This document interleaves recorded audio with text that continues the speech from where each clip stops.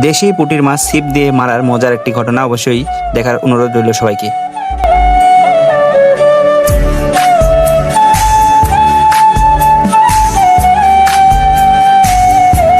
প্রিয় দর্শক, পুঁটির মাছ মারার জন্য সকাল সকাল আমরা চলে গেছি বাঁশঝাড়ে, এবং বাঁশঝাড় থেকে একটি ছিপ তৈরি করার জন্য আমরা খোঁজাখুঁজি করছি কেমন ধরনের কঞ্চি বা কেমন ধরনের ছিপ আমাদের চুজ হয় সেই রকম।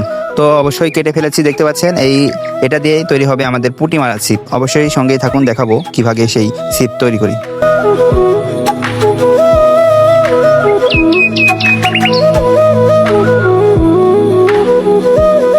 সকাল থেকে ভাবছিলাম নিজের হাতে তৈরি করবো ছিপ, তো সেই জন্যই এত পরিশ্রম করলাম যে বাসে ঝাড়ের মধ্যে চলে আসার পরে আমরা সেই ছিপগুলো চুজ করে এখন আমরা সেই ছিপ তৈরি করবো ফাইনালি।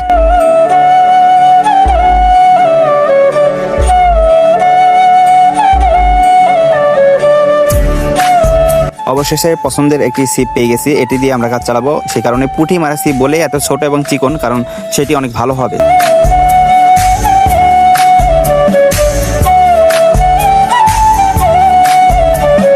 এদিকে ছিপ কাটা শেষ, তবে সুতা বেঁধে বড়শি ঘোটাতে হবে, এবং বড়শি ভালোভাবে বাঁধার পরে সেই বড়শি দিয়ে তারপরে ভোড়া দিয়ে এবং ফাতা দিয়ে এটা পুরোপুরি তৈরি করার চেষ্টায় আছি।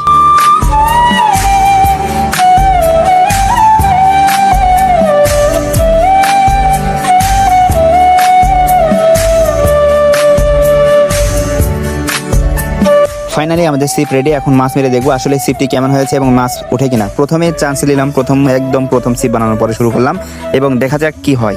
দেখতে দেখতেই উঠে পড়েছে সেই আমাদের কাঙ্ক্ষিত মাছ। দেখতেই পাচ্ছেন, খুবই আনন্দ যে ছিপ তৈরি করে নিজেই প্রথমে মাছ মেরে ফেললাম, অন্যরকম এক প্রশান্তি।